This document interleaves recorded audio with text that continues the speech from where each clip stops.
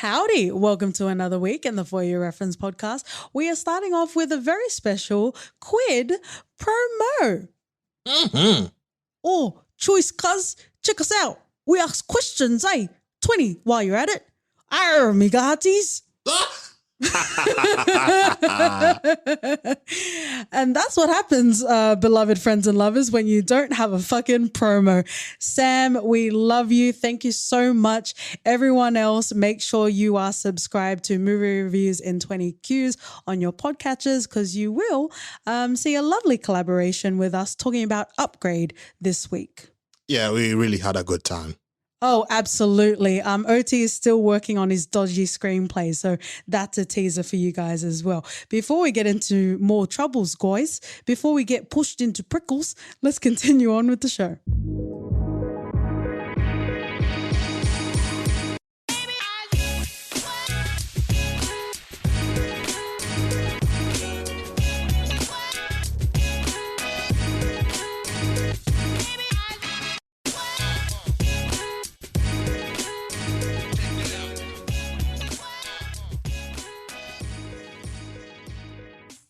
Namaste, friends and underdog lovers. Welcome back to the For Your Reference podcast. You got your host, Katie. And Oti. Meet me in the dark basement as we plot to break through the rooster coop.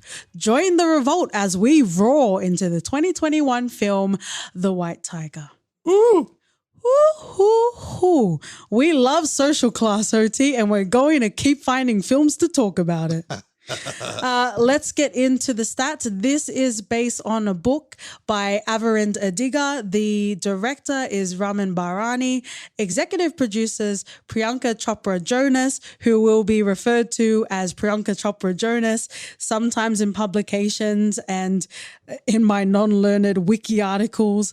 It does refer to her as Priyanka Chopra, but we know that Nick Jonas gets jealous, so we need to make sure that we have the last part of her name in there. Executive producers, we also have Prem Akkaraju and Ava DuVernay. Oh. Yeah, it was lovely to see her name in the credits. And we absolutely love Ava DuVernay. It's been a long time, but we did cover When They See Us. So feel free to go check out that episode after this one. This film was released on Netflix January 2021, pretty much around the world. So that's quite nice to have a global discussion. And here we are to slap our thinkings on it. Mm-hmm. Didn't you thunk it, OT? I thunk it good.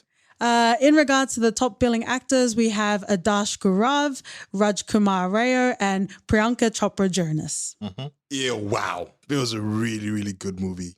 Oh, I am putting it on my mantle of not perfect films, but films that I really enjoyed watching and have meaty social commentary.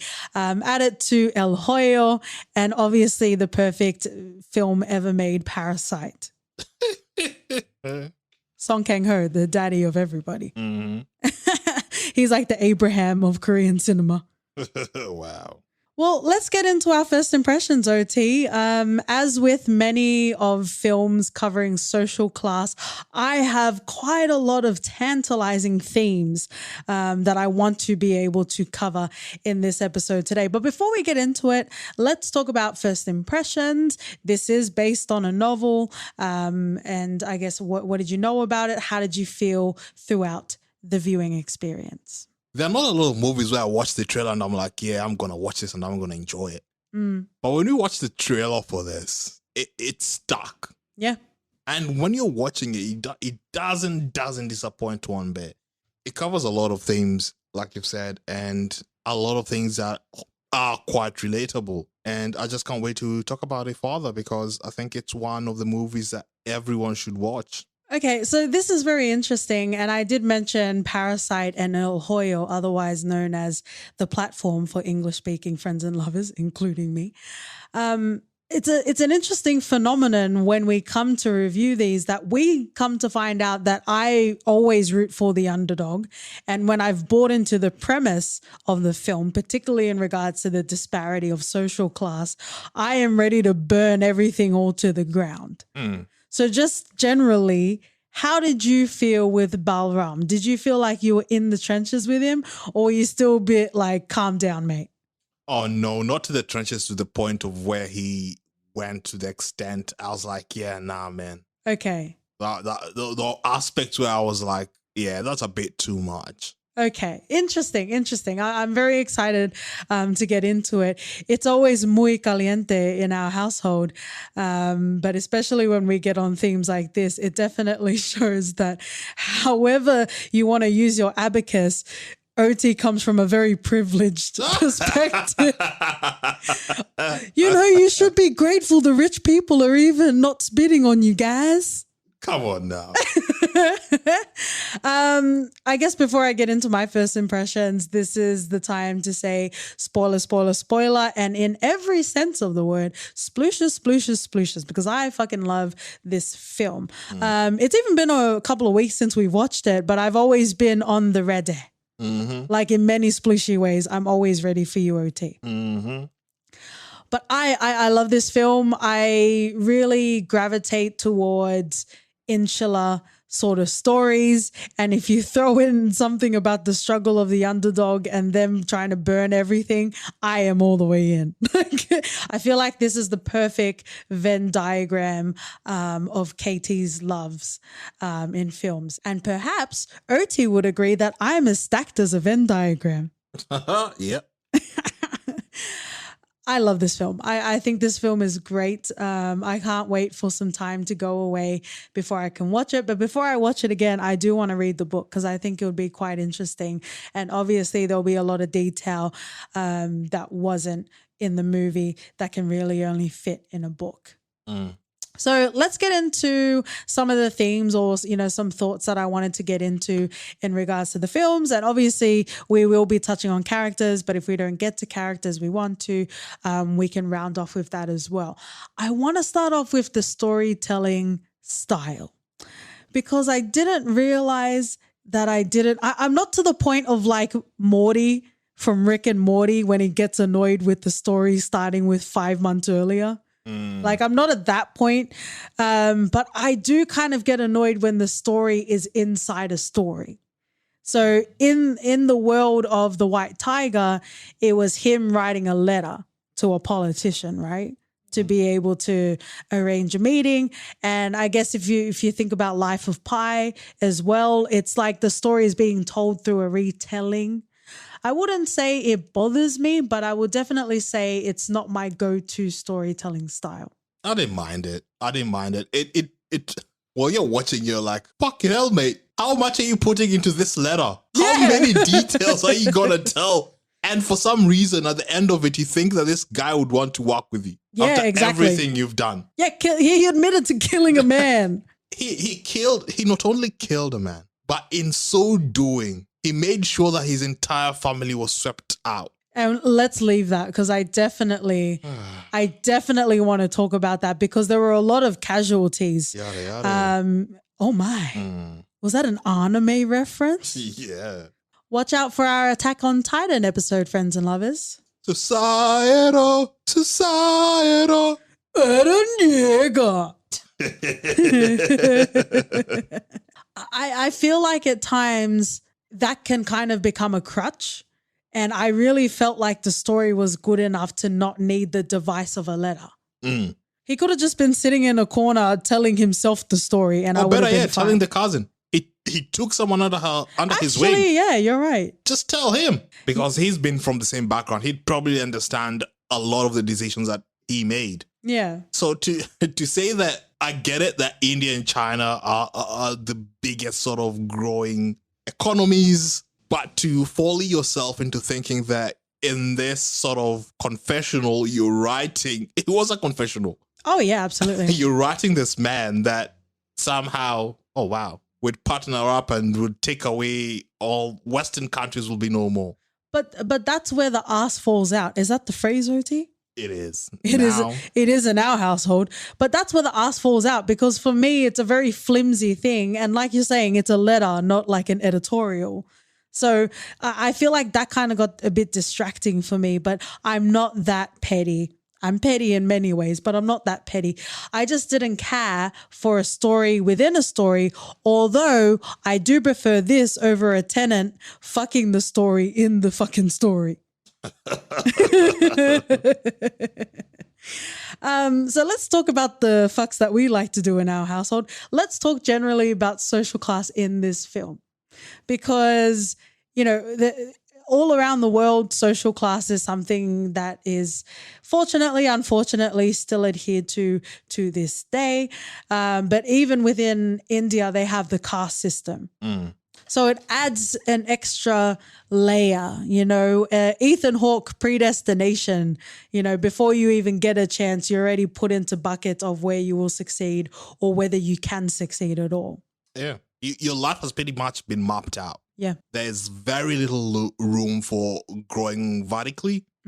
And it's just a matter of staying your lane, staying your ground, and that's the end, and to the point where Balram had dreamed for something bigger for himself. His whole family was just content. Yeah. Even his brother he thought that he was way better or he had ambition beyond that, but life beat him to it. Yeah, absolutely. The grandmother made sure, mate, you're here to provide for the family. Quit school, do the hard work. Oh man, it was sad as. There were some notable quotes in this film that reminded me of like Scorsese and like The Departed. There were men with big bellies and men with small bellies. But he talks about how his caste and where he comes from, it's they're the sweet makers and they're not really destined for anything more. So it is very interesting, but also when you realize it's real and unfortunately people are being adhered to that, it makes it really sad. It becomes that sad tonality. There's a lot of tonality throughout this film, light and darkness, very similar to the perfect Splooshy winning Parasite, right? Where there is the use of literal light and literal darkness, but even in the themes as well. Oh, for sure. A film that is able and provides commentary on the harsh realities of their country is an indicator of a compelling story. And what I mean by that is, they're not just showing a view of India that is very tourist friendly and everyone loves, and it's all painted with a very nostalgic rose tinted brush. This film really does hold to account the systems that are in place in India and how those systems keep the oppressed oppressed. Yep. And I love stories that go that extra mile. It's very similar to Splooshy winning 4 Blocks because it was a German show, but they also held the system and police authorities to account. Yeah, they don't shy away from their faults. And I think this is one of the things that really made this movie stand out for me. Because in Balram, you get to experience a lot of the things that happen in a lot of countries. Some of them wouldn't even want to admit in a million years, but we get to see it uncovered in such a way that you feel sorry, you feel angry, you feel so disillusioned by it all. So that when things are happening to Balram, just because he was born he was not born rich, he belonged to a tribe or whatever the fuck. Like, it's far out, man. Right. Yeah. I also, I don't know if you want to have a discussion on it, but I just wanted to point out that the use of language was very interesting because Hindi and English are used in this film. Balram always spoke English as a point to prove his privilege and his education, right? And whenever he talked to his family, he went back to Hindi. Yeah. But then his education was stunted. Like, he had to quit school. I feel like as much as I was enjoying the film, you knew that for some reason he would not be able to excel and continue in that school, right? Oh, yeah. Him being told, oh, you're the white tiger. You're going to go far. Let's go. Let's give you a scholarship and go land somewhere else. Like, it was never going to happen. Yeah. When you've got your family to think about, or they need you to be part of the labor to bring money in. Yeah. It's disappointing how we live, or how some countries live, and people just turn a blind eye. Yeah, and the sadness is also relatable. I think, even without being Indian and even with having all of the different experiences, our frame of reference, if you're nasty, there are some really real universal themes that we can feel through Bahram, because I feel like not throughout the whole film, there were moments where I wasn't rooting for him, but I could also understand why he moved in a particular way, why he decided particular things. I think I was a bit more understanding than you were. Yeah, but then there were moments where I appreciate that he wasn't subservient. Yeah. I appreciate that he showed his claws and he pushed back when Ashok was beating him or trying to punch him. Like, I'm glad he spoke up. Yeah. Because you need to speak up when that shit happens. Yep. That shit isn't right. So the moment I was like, yes, Balram, good on you. Yeah. And then he'd go on and do something completely different. I'll be like, mate. And true, like he doesn't need to be perfect for this to be enjoyable, for you to resonate with him. And I accept that. I fully accept that. But there were decisions in this movie that he made and I was fully not on board. I was. Yippee-ki-yay, motherfucker. I was on board. There was a very interesting phrase in this film saying Balram is the new India. Mm. And it's interesting to see what that represents, because Bangalore is kind of like the emerging IT hub, right? A lot of big companies from America, even Silicon Valley, have moved or are going to move their headquarters to Bangalore. It's a very hip and happening place. And even Ashok was talking about it in the film as well. So it really does come to full circle, but it also represents being able to succeed irregardless of where you were Ethan Hawke predestined to be. Yeah, I agree with that. And I think a lot of the times when we watch movies like this, we feel like they're put in a box, or the protagonist, at least in this very instance, Balram is put in a box. Yep. And the way he tries to claw out and the decisions he makes, not only is he trying to uplift himself, but he's trying to treat people differently. Yeah. And I think that's what I appreciated with Balram. But it was sometimes he did care and sometimes he didn't. I think on his way up the ladder, he didn't care who he hurt. But once he felt that he got on top, he did not pull the ladder right up under him. He tried to reach out a hand and he treated his employees as very employees. sensibly. Yeah. Not servants, because there's definitely a difference. Like, he wouldn't bring them home to have dinner with him, but he also treated them with dignity. And that was the difference, right? There's also an interesting quote through the film where he says, there's two ways for a poor man to get rich: crime and politics. Yup. And Which that is was pretty much the same thing. Nice. Thank you, OT and the Black Messiah. Mm-hmm. Or just OT and the Messiah. OT and the Messiah, mate. Because why? It's redundant. I also just wanted to get through another quote when he says, rich men are born with opportunities they can waste. Yep. So it must have been very infuriating for Balram to see Ashok just throw away opportunities. Yeah, because he does not realize what he has in hand. He does not realize the potential and the opportunities that just keep on coming at him. And it's like, yeah, I'll not go now. I'll just do it later. Do I really want to do this? Like, that's a conversation that someone from Balram's would never be able to have. Can't even dream of. Yeah. You have a chance to uplift yourself, to be better. And you're like, yeah, nah, the next one, some other time. And the problem is, he does have another time. He does have some other time to just fall back on whatever he needs. There are so many networks he can burn through before he runs out of any. I guess on a lighter note, in regards to social class, I wanted to touch on the moments where it became really, prevalent to Balram that he wasn't born from the same cloth. Examples of that is when he gets mad and he curses his father, that he never taught him to brush his teeth, but also when he scratched his crotch when he was giving them tea. So I just need to address this. So I get that, obviously he wasn't raised in the same homes that the Stork family was in. However, he did seem to go to some sort of boarding school.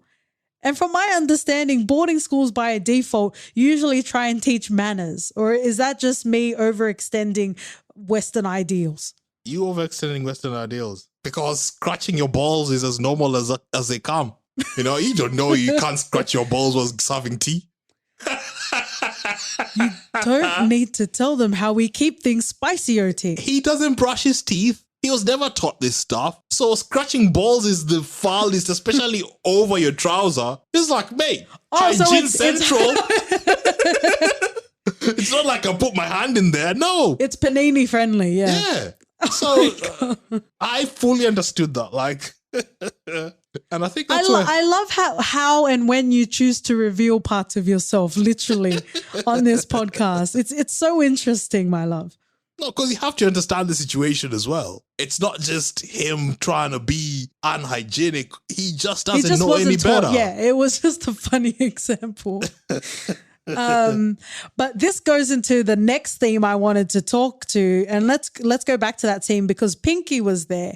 And I had a problem with Pinky. I had a problem with Ashok because they talk about, you know, treating servants like humans, but they still treat them as servants. You see what I'm saying? So in that particular scene, she was so abhorrent. She was so disgusted. She was yelling at him, which she had never have done because she was acting like they were BFFs before, right?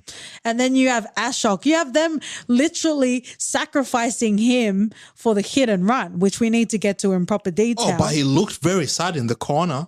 And the way, and the way that Daddy Stork was like kicking Balram and then they did nothing about it. So you're not OG cruel to the servants, but you're still allowing it and you're still benefiting from the servant system. One thing that got my attention at least was when Balram said to Ashok, oh, don't worry, we're my master and I'm your servant. No. Don't call me your master. What about him being your servant, mate? Yeah. What does that have to do? But it's like, it's semantics, yeah? Because he's still doting over you and whenever you want to, which was shown many times, even with Pinky, that's why I had a bit of qualm. They pulled rank very fast. Know your place. Exactly. Know your place. Just because you're not like punching him in the face, you might as well, because then at least he knows where he stands with you.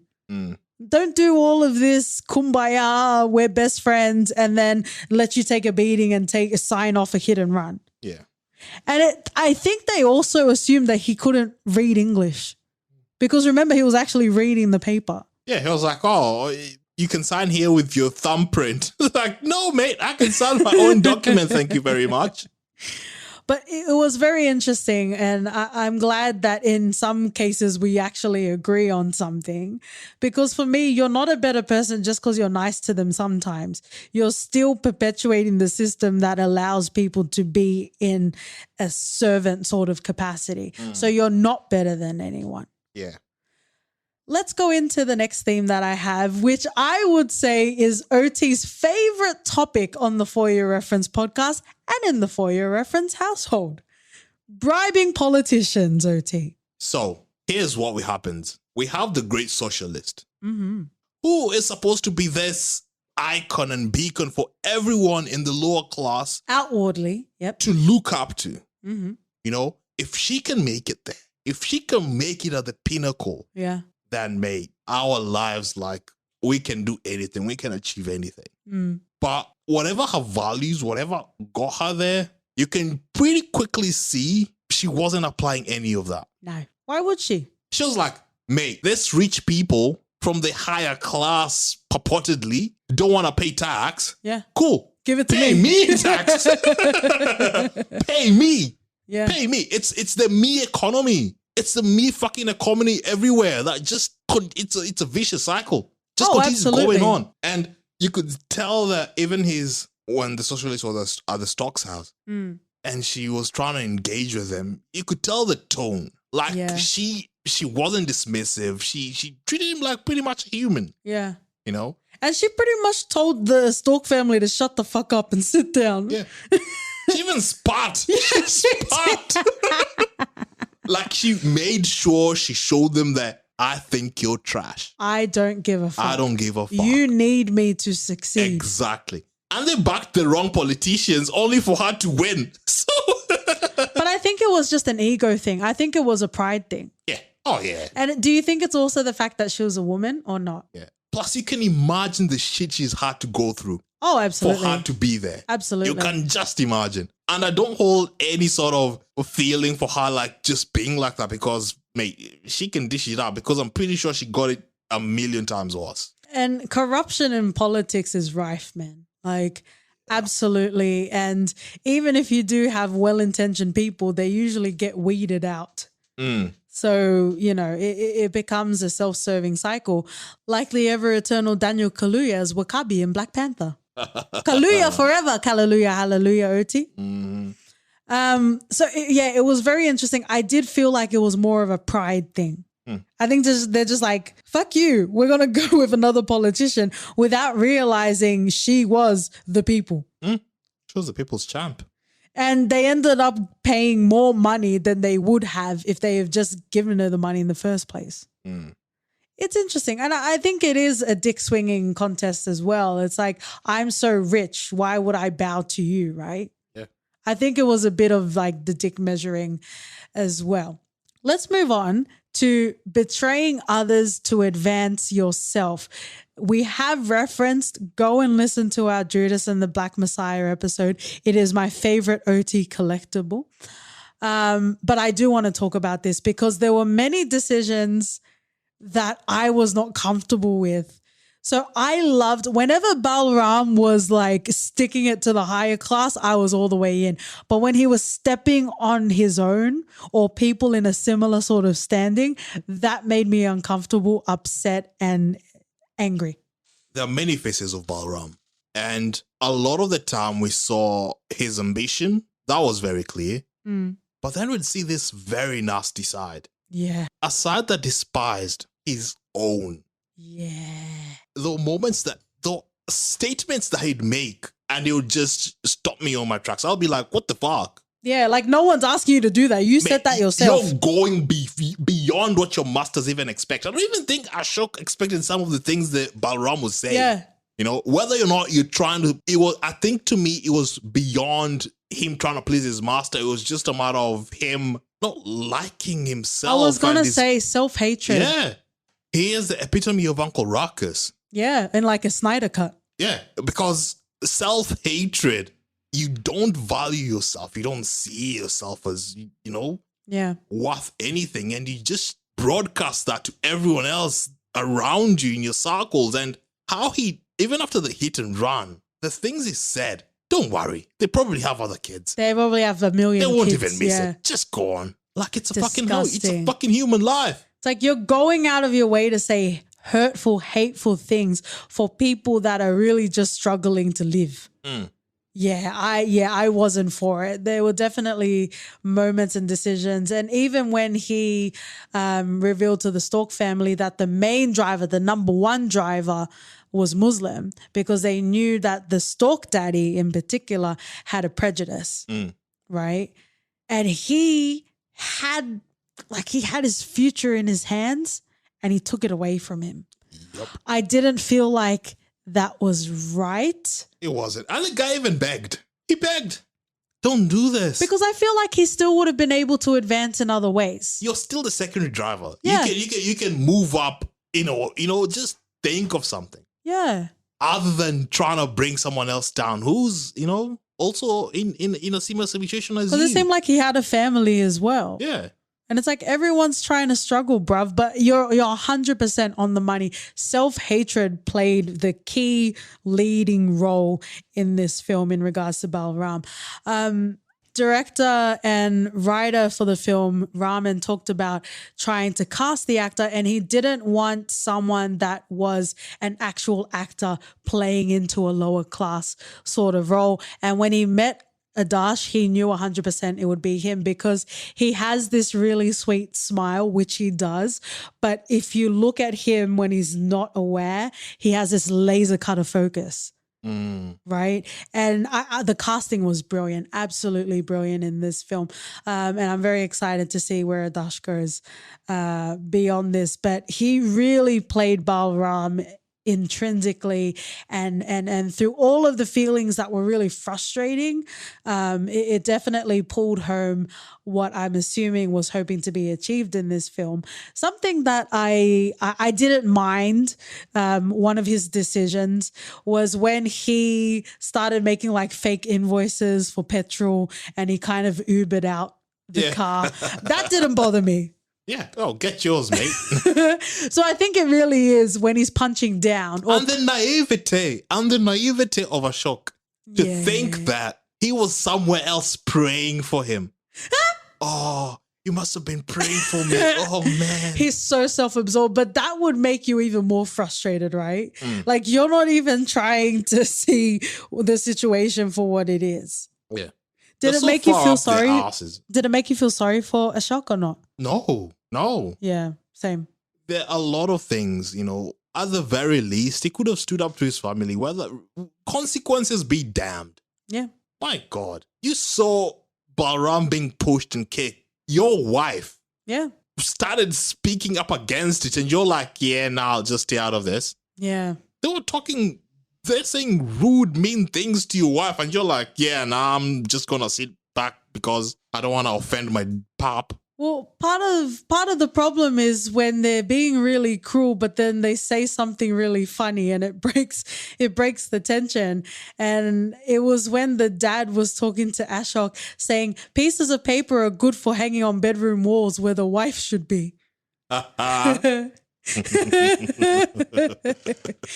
it was very traditional and far be it from me, I am pretty much as progressive as they get. I don't think there's anything wrong with people wanting to be traditional when those traditional ideals make you not love your children because of that, then that's a story for another day. But if people are traditional and that's just how they are and they're not willfully hurting their children or other people, then that's fine. I think it's something that Pinky should have been aware of. And I also think go and listen to our only Pride and Prejudice Recognize Media in our previous episode where I said love doesn't conquer all, and I'm going to bring it here as well. I guess I didn't really buy into the love story, maybe because I didn't care about Ashok and Pinky, but their love wasn't enough. They both needed to realize that they came from two different worlds. Maybe they can speak similar languages, but culturally, 4 blocks, we talked about race and nationality. They're two different things, yeah? Yep. So for Pinky to think that she was just going to be in India just for a little while, she's too smart to think that. And for Ashok to think that Pinky was just going to stay there for the rest of her days, well, he wasn't very smart anyway. Well, he kept on avoiding the question because Pinky brought it up a couple of times. She did. He just didn't say anything. Yeah. He knew that he wanted to stay there because daddy issues. Then he couldn't just say that. He couldn't come out and say that. Yeah. He just thought Pinky would fall in line and stop asking and they'll just stay there forever. Yeah, but it's like I said, love isn't enough sometimes. You need to be on some sort of equilibrium. Mm-hmm. I have a note here in regards to holidays. Day trips were invented for Ashok and Pinky. One of these days, maybe on a Patreon, we'll talk about one of the day trips where we felt very uncomfortable. And it's not necessarily the day trip operators. It's more the demand of tourists and the tokenism, if you'll pardon the pun, of visiting certain places. But we're not going to get into that today. But yeah, I think they were doomed from the start, Ashok and Pinky, to be perfectly honest. They were. Let's move on to the last theme before we get to characters specifically. I want to talk about family obligations.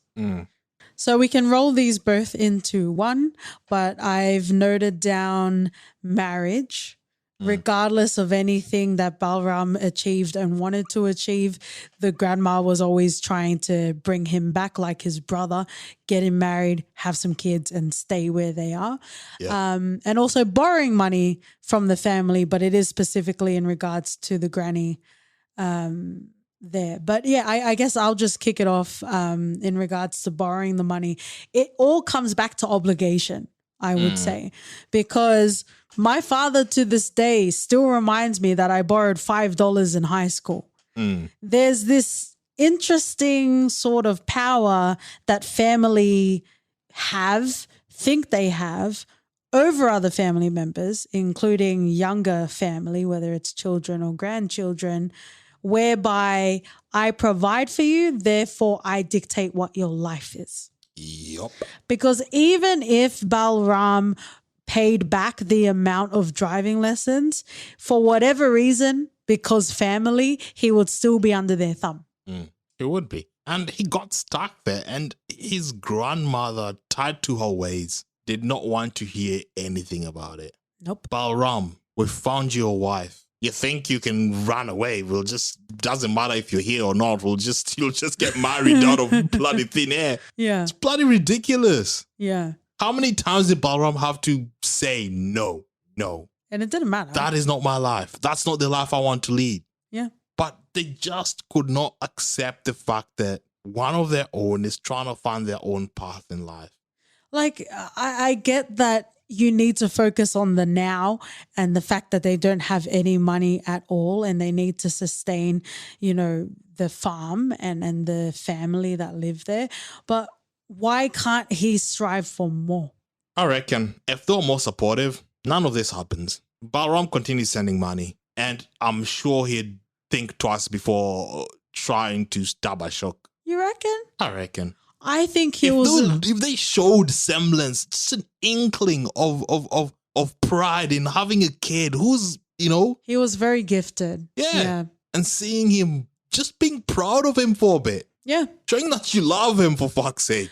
But it's also realizing that he probably had more potential than any other kid they've come across. Yeah. He saw it and just thought that these people, they are there where they are. But it's exactly that deep-seated resentment he has towards his family and also towards himself that I feel the train had already left the station. Like, everything that was going to be laid out in this film was going to happen regardless, which I was absolutely all the way in for. But yeah, everyone knows on this podcast how I feel about familial ties, but I just wanted to bring it up because it was very interesting. Him trying to get himself out of the situation to a better life compared to just always being told to come back. Even the first time he went back home, he was super excited. He was excited to see everyone. Yeah. Only for that to change really quickly. Their hands were out. Yup. Man, it's like even my family in Tonga think we're millionaires. We're just always rolling around and sitting in money. But let's go into characters more specifically that we haven't really gone through. Let's talk about Balram's father. There wasn't really a lot of scenes in regards to him, but he was definitely used as like a catalyst of Balram remembering he needs to get out and do better. Because even the way that the grandmother talked, he had these nefarious dreams that materialized into nothing. Yeah. And she wanted to keep Balram more grounded. Yeah, the father probably, that was one of the saddest things about this movie because that unlike Balram, he didn't manage to get out. Yeah. He followed tradition. He caved in probably to what the mother said. Yeah. And you can tell that he didn't live a happy life. Yeah. And for Balram to lament and to feel angry, to feel less than because his father didn't give him the opportunities that he saw other people have out there. Yeah. That is some deep shit. I don't know. It's like if you know that your kid is naturally very smart, a savant, if you will, then you got to nurture that, surely. If your kid's a dumbass, just let them stay at the farm. If he can rub two pennies together, let him have a future. Which ended up working well if the family was still alive, which I want to talk to. But in this scenario, if the family was still alive, that would actually serve the granny very well because he was very successful and he was making lots of money. Yeah. but let's talk to it. Do you believe that Stork killed the whole family? Yeah, they said like a lot of members from that region were killed, family members. But I feel like they didn't focus on it too much. So if you wanted to believe it wasn't, then you could continue to. Balram knew, and he knew that those guys were. I'm saying from a viewer's point of view, if you want to pretend that it wasn't the family just so it's easier to digest, I think you could think that way if you wanted to. If but you live in a fairyland. Yeah, but it's definitely foreshadowing because it comes to a line that, was mentioned earlier. Masters know about everything in regards to the family for all of their servants for moments like this. Yep. So how does it now sit with you? How does it now sit with you that Balram, with all of his talents, managed to get far beyond anyone would have expected him to at the cost of not only innocent people like the Muslim driver, but also his whole family? I don't think it needed to take that much sacrifice to get there. But you'll never be the same, surely. He had an opportunity where he could just take the money, leave Ashok the way he was in the fucking car stuck, and run. What would Ashok do? Ashok won't chase after you. But it doesn't matter. We were taught when the kid died from the hit and run how things got handled in their family. Yeah? So they would have killed his family anyway, really. If not Ashok, definitely the dad. Maybe, but... So you feel like it should have pulled its punch, literally, that he shouldn't have killed Ashok? No. Okay. I do feel like that. Like, he was sticking it to the man. Man, being killed by a beer bottle or whatever bottle that was some yeesh. Yeah. That's not a good way to go. And can I say that was one of the most spine tingling, anticipating sort of scenes. I just wanted it to be over. Yeah. The way he was telling Ashok to get out of the car. Oh, I'm bending down to pick up this bottle. I'm like, can you just end this? This is making me really anxious, which I guess is the point. And, it wasn't Jonathan Wickenston. He was struggling to stab him in the neck, which is true. And I guess once the adrenaline is gone, he is still that normal human that's never killed someone before. Oh, yeah. Yeah. But you did make a comment when we were watching it that you don't think that changed him. He just killed him, whoop-de-doo. I don't think he did. I think he was already I don't know. He had already committed that scene a lot of the times in his head. And when it finally happened, of course it took him aback for a second, but I don't think he regretted it, not 1 second. I don't think he felt any sort of remorse that he did that. So there was no remorse for killing Ashok and no remorse for his family getting killed? You saw him. There was a pause when he read the article. And it was like, but he brushed it aside. I just want to believe there's complexity there. Maybe off screen. Maybe I'm giving it too many graces. December's a far way away, but tune in for our Christmas special where we rate everything we cover this year.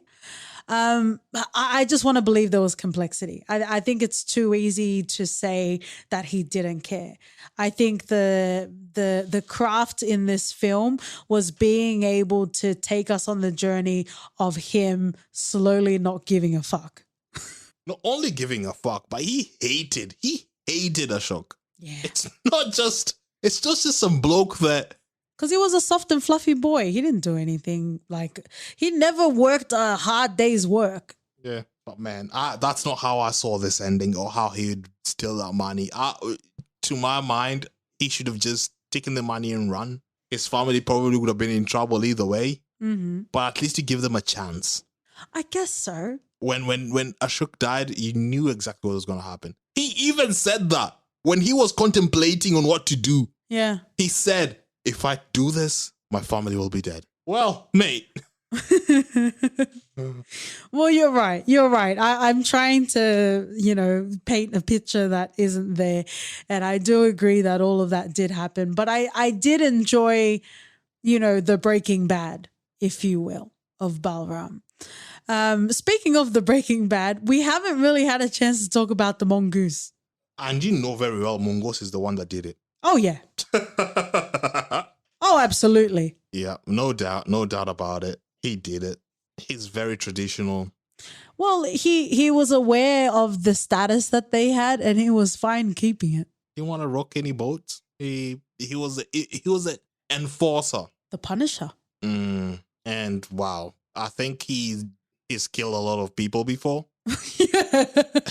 just by the look of him. Well, they collect money from poor people, and Yeah. to be that, then he's definitely ruffled a few feathers. If you'll pardon the mongoose pun. While we're finishing off, I guess there's a nod to Slumdog Millionaire, the reference in there. I feel like Slumdog Millionaire, as much as I do love Lord and Sploosh Dev Patel, I feel like Slumdog Millionaire was a film that was of the time and it probably doesn't stand up. You reckon? I think with the wealth of world cinema, it will come off very one-dimensional. Oh. Yeah, so I don't know. That's just me personally. I also wanted to give some plaudits to the metaphor of the rooster coop. I liked how it was agricultural, the way that they were able to, make it a very common, recurring sort of imagery throughout the film that you can compare to. There was also a lot of dialogue that referred to the rooster coop. Unfortunately, India in particular is dealing with decentralizing farming, which is very unfortunate. So I'm not sure if that's also timely for the rooster coop metaphor, but it is interesting. It talks to the bare primal instincts of all creatures, and I guess you could say including humans, because once you see the way someone gets punished for acting up, it kind of falls everyone in line, yeah? Yep. And that's essentially what we were taught. Even though Balram was able to get out the rooster coop, even if it meant he was doing the damage to the roosters inside of the coop as well. Mm-hmm. Grab yourself a beverage, maybe a nice calming chamomile tea. I think would be the nice way to go after this episode. We are finishing off in a segment we call For Your Reference. OT. Just to spite a face, I'm going to reference Slumdog Millionaire. Well, I guess that also means that you're willing to cover it on the podcast. Is that correct? Yep, I don't mind. Well, this is the only face-off I want because I also have a Dev Patel delight. Do tell. And I'm going to reference Lion. Nice. A double Dev Patel feature if you're welcome, friends and lovers. If you would like to see all of the love and splooshes on Twitter and Instagram, we're at ForYourFPod. Write us an email at hello@fypodcast.com. We're also on Rooster Coop Podcast if you'd like to leave a rating and review. And we'll see you guys next week. See ya. Bye.